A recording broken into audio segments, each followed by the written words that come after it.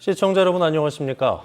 지난주 원주 지역을 중심으로 코로나19 확진자가 급증하면서 걱정이 컸었는데요. 다행히 최근 확진세가 주춤하고 있습니다.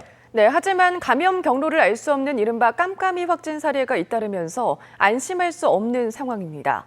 방역당국은 이번 주를 확산세를 잠재울 중요한 시기로 보고 철저한 생활 방역을 당부했습니다. 조기현 기자가 보도합니다. 지난 25일 하루 최다 발생치인 21명을 기록한 이후 도내 코로나19 확산세는 주춤하고 있습니다. 하지만 감염 경로를 알 수 없는 확진자가 계속 나와 방역당국이 바짝 긴장하고 있습니다. 지난 16일부터 원주에서 발생한 확진자 80명 가운데 10명이 깜깜이 환자로 분류됐습니다. 지난 주말 사이 발생한 도내 확진자 5명 가운데 2명도 감염 경로가 불분명합니다. 방역당국은 심층 역학조사를 벌이고 있지만 감염 경로 추적과 관리에 어려움을 겪고 있습니다. 특히 상당수의 확진자들이 무증상이어서 일상생활을 통한 재확산의 가능성도 배제할 수 없습니다.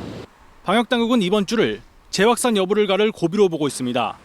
최악의 사태를 막기 위해 외출과 만남을 최대한 자제하는 등 일상을 포기하는 수준의 생활 방역이 필요하다는 게 방역당국의 입장입니다. 강화된 사회적 거리 두기 2단계가 유지 중인 가운데 원주에 이어 춘천과 홍천, 화천도 마스크 착용 의무화에 들어갔습니다. 지난번처럼 하루에 10명 이 정도씩 나온다면 당연히 똑같이 해야 될 거라고 생각합니다. 근데 시민한테 주는 피해가 워낙 크기 때문에 아주 충분하게 논의해서 결정하도록 하겠습니다. 한편 원주시는 자가격리 중 거주지를 무단 이탈한 40대 여성을 감염병 예방법 위반 혐의로 경찰에 고발하고 다른 한 명은 수사 의뢰했습니다. 지원뉴스 조기현입니다.